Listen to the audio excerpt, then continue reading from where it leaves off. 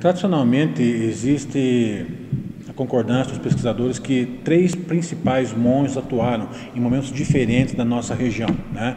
E também, inclusive, em boa parte do sul e centro-oeste brasileiro. O primeiro monge seria João Maria de Agostini, de origem italiana, né, que veio ao Brasil, né, na segunda metade do século XIX. Fiz uma pesquisa significativa, né, sobre a vida dele, do professor Alexandre Strasburg, e ele é tido como um dos precursores, né? A primeira aparição dele se dá no estado de São Paulo, mais ou menos por volta de 1845.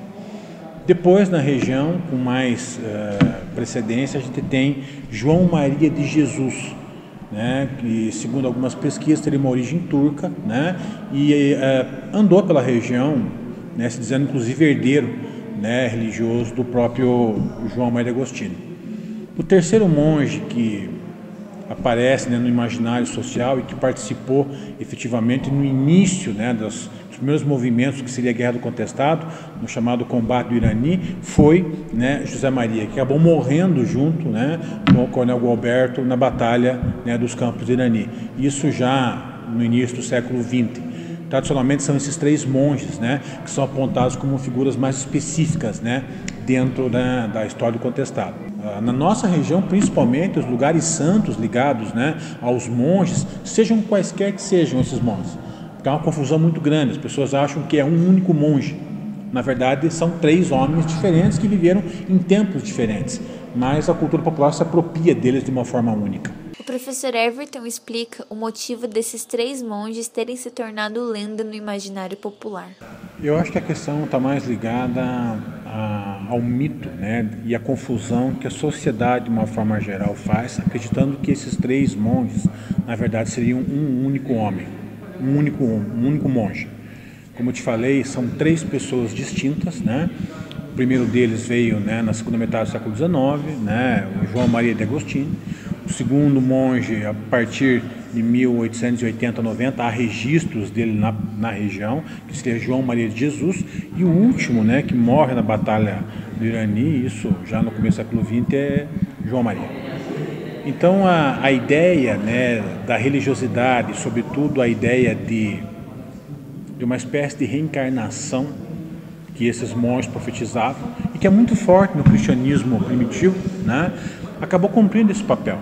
E como eles se vestiam basicamente de uma forma semelhante, tinham práticas religiosas, né, práticas de cura, né, e de benzimento semelhantes, inclusive se evocavam nessa tradição como descendentes diretos ou até mesmo como uma reencarnação vista pela sociedade dessa forma.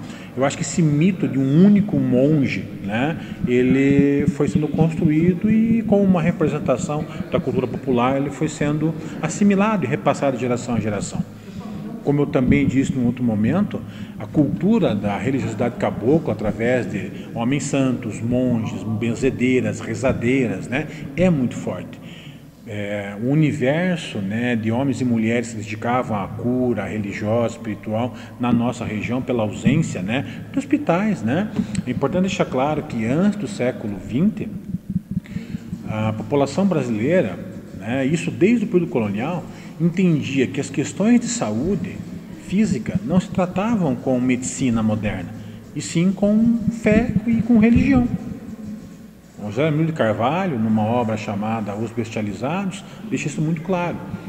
Hoje nós sabemos que as questões de ordem fisiológica, né, de saúde, precisam ser tratadas, né, com medicina e assim por diante, mas no século passado, né, sobretudo no XIX, não, era a fé que regia isso. Por isso essa ideia, né, de uma continuidade. Eu acho que esse mito, né, precisa ser desconstruído. É óbvio que a religiosidade cabocla, ela está imbuída, como de qualquer religião, de um forte misticismo, né? O mágico, né, o misterioso faz parte, né, são os mistérios da fé. Evidentemente que nesse processo todo, algumas profecias que nem foram feitas pelos próprios monges, mas que se acabaram entendidas como parte desse processo, elas existem até hoje, né? Sobre as cruzes que os diversos monges, né, efetivamente só os dois últimos, né, o primeiro monge não tinha o hábito de plantar cruzeiros, né, esse era o termo, né, a cruz, né, como sinal de presença da fé e de passagem desses homens santos. Mas o imaginário popular captou isso de uma forma muito diversa, né? Nós temos ainda algumas profecias, né, que volta e meia são resgatadas nesse imaginário popular, né, que falam, né, do Rio Iguaçu, né, de uma serpente que sai do rio e que então destruiria a cidade, né? Há várias relações com isso. Na verdade, acredita-se que uma cheia muito rápida, né, permitiria que o crescimento, né, do nível da água do Rio Iguaçu, né, fosse tão grande que a água sairia muito rapidamente, quase como uma serpente, né, andando. Então, veja, né, a fé, ela vem de uma vida concreta, né, das condições objetivas da vida. Mas isso está muito forte no imaginário social, né?